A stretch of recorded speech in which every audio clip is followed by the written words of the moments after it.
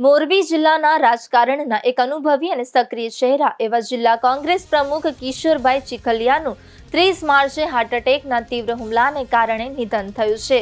આગામી સ્થાનિક સ્વરાજની ચૂંટણીની તૈયારીઓ વચ્ચે પક્ષના કાર્યકર્તાના ઘરે બેઠક દરમિયાન જ તેમની તબિયત લથડી હતી। ઘટનાની વિગત મુજબ કિશોરભાઈ ચીખલિયા આજે મોરબીના સામાકાંઠા વિસ્તારમાં આવેલા વોર્ડ નંબર 3ના મહેન્દ્રનગર ગામે એક કાર્યકર્તાના ઘરે બેઠક માટે ગયા હતા।